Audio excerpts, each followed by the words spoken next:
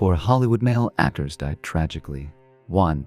Chadwick Boseman, November 29, 1976, August 28, 2020.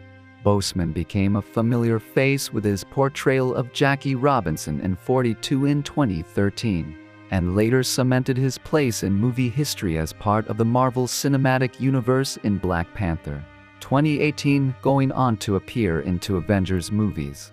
He was also known for his philanthropic work, most especially with organizations that help children and with cancer charities.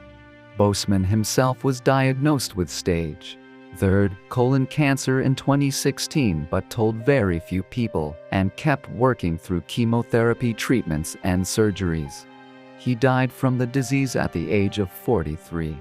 Da 5 Bloods and Ma Rainey's Black Bottom were his last films, with both receiving critical acclaim and earning Boseman several posthumous nominations and awards. At the Screen Actors Guild Awards in 2021, he received 4 nominations, the most for any performer in a single ceremony.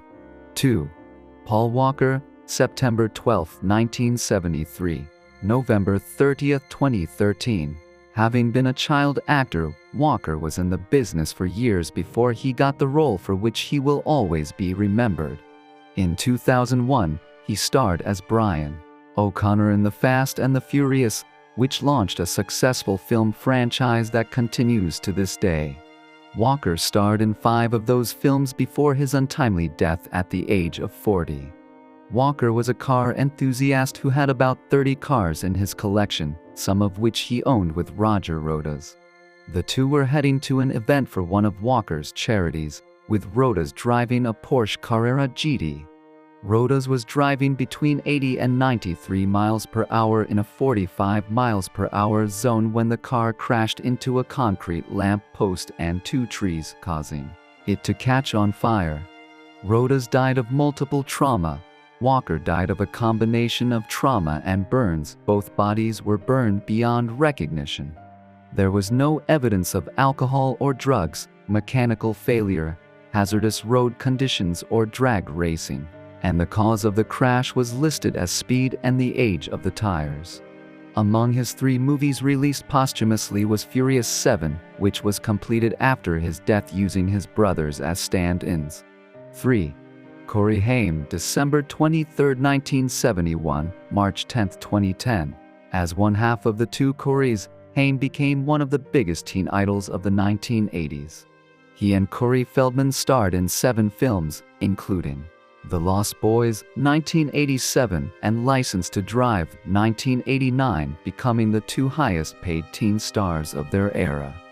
The darker side of fame took hold of Haim at a very young age, and he struggled with alcohol and drug abuse most of his life. He spent years in and out of rehab. While his career fell into decline and he went broke, Feldman has made numerous assertions that they were both sexually abused throughout their youth. Haim died at the age of 38 from what was originally suspected to be an accidental overdose. However, his official cause of death was from diffuse alveolar damage and pneumonia. Although his death was from natural causes, several prescription medications were found in his home, and it was found that he had received several prescriptions from 7 different doctors in the month before his death. A prescription drug ring was uncovered during the ensuing investigation. 4. Heath Ledger, April 4, 1979, January 22, 2008. His film catalog is sadly small, but his impact on his generation was huge. He was only 28 years old when he died, but was considered among the best of his peers, with audiences and critics adoring him in a variety of roles, from romantic lead in 10 Things I Hate About You, 1999, to the socially conscious Brokeback Mountain, 2005, to the manic Joker in The Dark Knight, 2008. However, he was also known for his intensity and energy when taking on a new character, and suffered from insomnia, at times only sleeping 2 hours a night, leading him to self-medicate.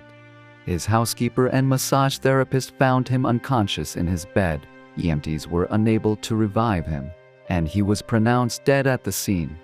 It was determined that he died from an accidental overdose of a combination of multiple prescription medications. He won a Best Supporting Actor Academy Award for his role as the Joker, becoming only the second performer to win an acting Oscar posthumously.